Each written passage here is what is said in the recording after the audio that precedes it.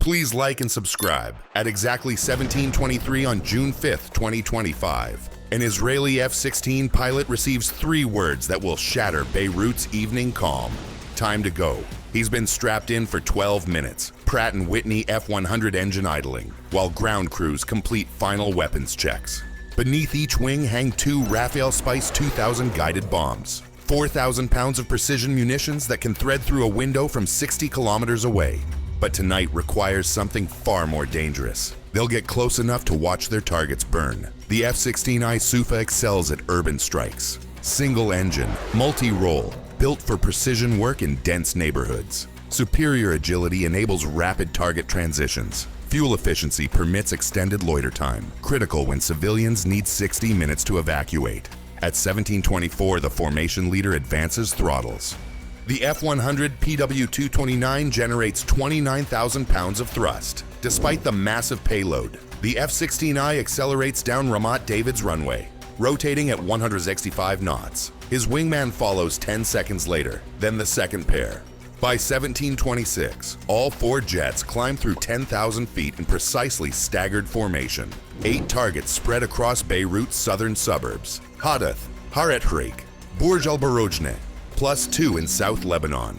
Each aircraft carries ordnance for 2 targets. Zero margin for error. Miss one release window and the entire strike package unravels. At 17:42, exactly 60 minutes before the first bomb falls, Israeli military spokesman Avishai Adri begins posting on Twitter and Telegram, not encrypted military channels, public social media. The warnings include satellite photos with red circles around specific buildings.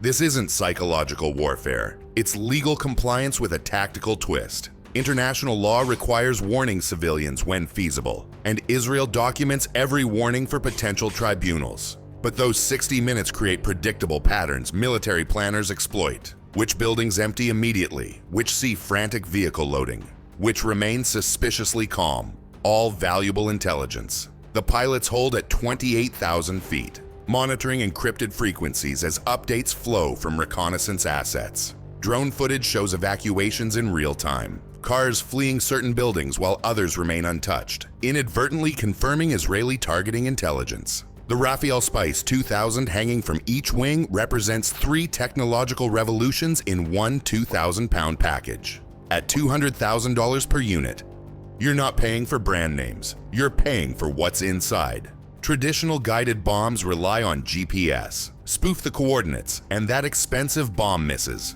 The Spice 2000 is different. Inside the nose, an inertial navigation system uses ring laser gyroscopes spinning at 400 Hz, measuring rotation with microscopic precision. 3 accelerometers track every movement in 3 dimensions, calculating position based on fundamental physics. No outside signals needed. Even if every GPS satellite vanished, the INS alone puts the bomb within 30 meters of target. But the electro-optical scene matching technology is where Israeli engineering gets terrifying. During mission planning, operators upload high-resolution satellite imagery. Every building, street corner, distinctive feature within a square kilometer. As the bomb falls, its nose camera shoots 60 frames per second, comparing what it sees to what it remembers. Edge detection identifies building outlines. Pattern matching locates specific architectural features. Contrast analysis distinguishes targets from backgrounds, all while falling at 300 meters per second. At 18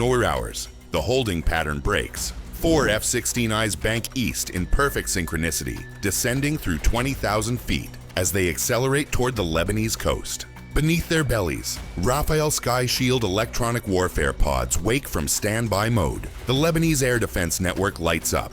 A hodgepodge of Soviet-era systems, French units, Chinese imports. The aging P-18 spoon rest radar at Tyre pushes out distinctive VHF pulses. A Chinese JY-27A south of Sidon joins the chorus. Multiple fire control radars probe the sky.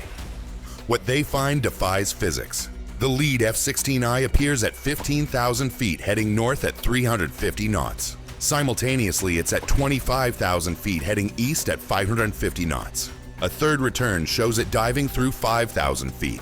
The Sky Shield pod isn't jamming, it's lying with mathematical precision. Inside each pod, the digital radio frequency memory system captures enemy radar pulses perfectly, then retransmits multiple versions, each slightly modified, delay 1 by 3 microseconds, and the radar thinks you're 900 meters farther away. Shift frequency by 200 Hz, and your speed looks wrong. An SA-6 straight flush radar paints them from the Bekaa Valley, that distinctive high-pitched warble in their headsets. Sky Shield automatically categorizes it as priority threat. The radar warning receiver symbol changes from solid to dashed. Lock broken.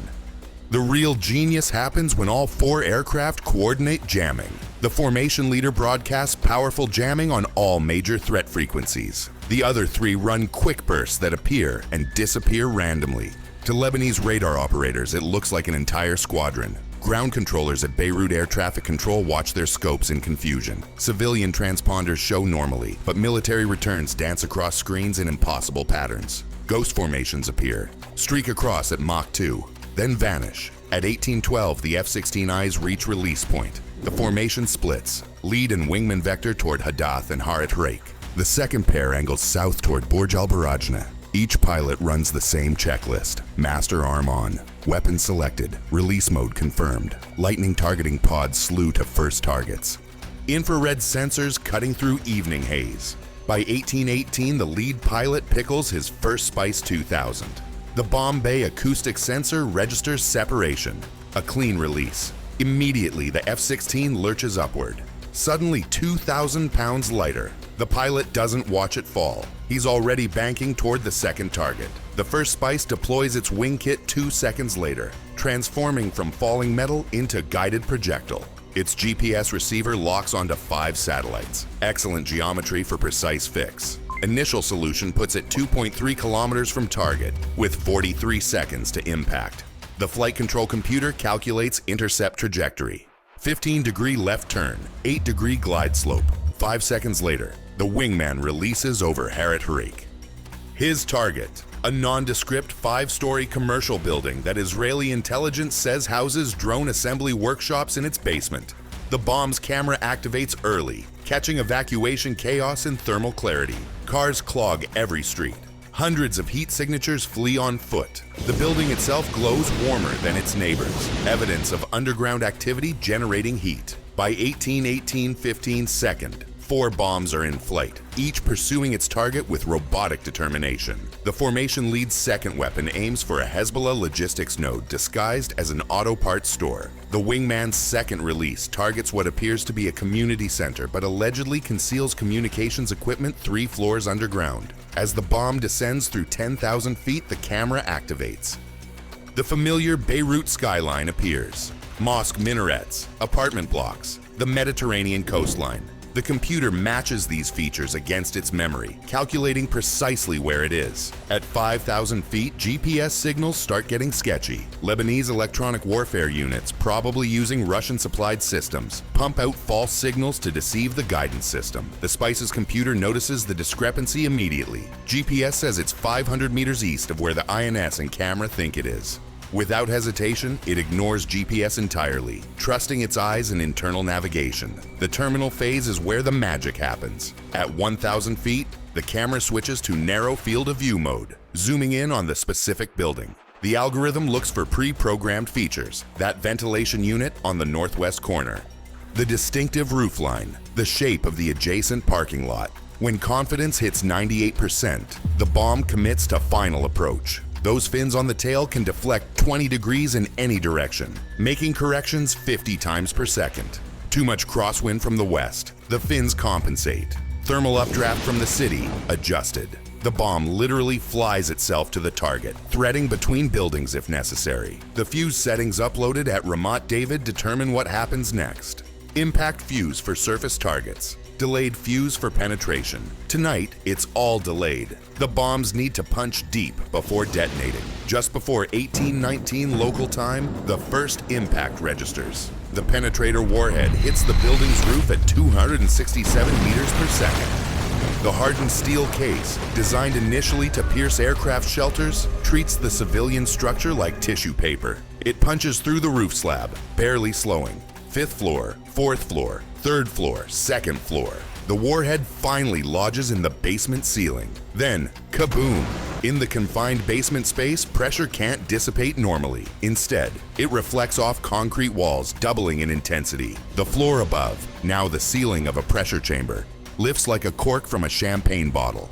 The second bomb hits seconds later, just as the first building collapses. Then the third, then the fourth. Shock waves from multiple explosions meet and merge, creating complex interference patterns that amplify destruction in some areas while canceling in others. By 1820, our southern Beirut looks like a giant kicked over an anthill. 4 mushroom clouds rise into the evening sky, their stems growing from secondary explosions. The pilots don't admire their handiwork. They're already beating feet back home, diving toward the deck as every surviving air defense system in Lebanon goes active. The jamming pods work overtime, creating false targets behind them as they sprint for the Mediterranean and safety. But this attack isn't over yet. At 1842, as smoke still rises from Beirut's southern suburbs, 2 F-15I Ra'am fighters approach the Mediterranean at 30,000 feet. These are the second wave, sent in with the big guns. Simple physics drives the choice of F-15s for this phase. When you need to drop 5,000-pound penetrators from maximum altitude,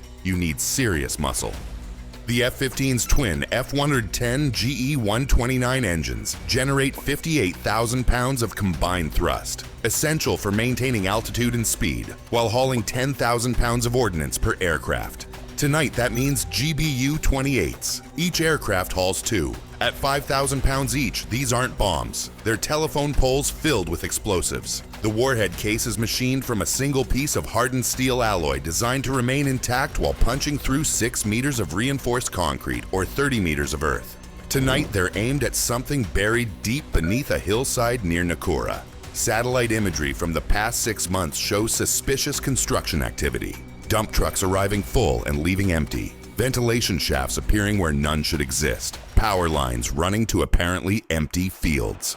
Israeli intelligence assesses this as high-probability command bunker, possibly a manufacturing site. The F-15's APG-70 radar paints the target area in synthetic aperture mode, creating a detailed ground map despite the darkness. The weapons systems officer in the rear cockpit coordinates with the second aircraft, ensuring their releases will bracket the underground facility. At 1844, the lead F-15 begins its attack run. Unlike the F-16s that released from medium altitude, the GBU-28 needs height to build penetration velocity. From 35,000 feet, it will reach nearly supersonic speed before impact, converting altitude into kinetic energy that no amount of concrete can resist. The pilot pickles both weapons in rapid sequence. 10,000 pounds of ordnance separate from the aircraft, beginning their long fall toward the Lebanese hillside. The laser guidance system won't activate until the final moments. For now, GPS and ADNS handle navigation, the bombs adjusting trajectory with small fin movements. At 2,000 feet, laser guidance activates. The F-15's targeting pod illuminates the precise impact point with coded laser energy. The bomb's seeker head detects the reflection and makes final corrections. 3 meters left, 2 meters forward. At this speed, there's no room for error. Impact comes moments later. The first GBU-28 hits the hillside at 312 meters per second. Dirt and rock offer no resistance. The penetrator bores through Earth, its hardened case designed to survive enormous deceleration forces. 15 meters, 20 meters, 25 meters, at 27 meters depth. The bomb encounters the bunker ceiling, 2 meters of steel-reinforced concrete designed to withstand conventional airstrikes. Against the GBU-28's focused energy, it might as well be cardboard. The penetrator punches through and the delay fuse counts down. Unlike the Spice 2000's millisecond delays, the GBU-28 waits a full half second, enough time to ensure the warhead is deep inside the target. Then 630 kilograms of tritonal explosive detonate in the confined space. The second GBU-28 impacts 2 seconds later, 40 meters south. Its penetration path intersects a different section of the bunker complex. When it detonates, the 2 blast zones merge underground, creating catastrophic pressure differential. Ammunition stocks cook off in chain reactions. Fuel supplies add their explosions to the underground inferno. But the real confirmation comes from the secondary explosions. At 1845, the hillside erupts like a volcano. The ground heaves upward, then collapses into a crater 60 meters across. Whatever was hiding there, weapons, equipment, personnel, is now part of the geological record. Please like and subscribe.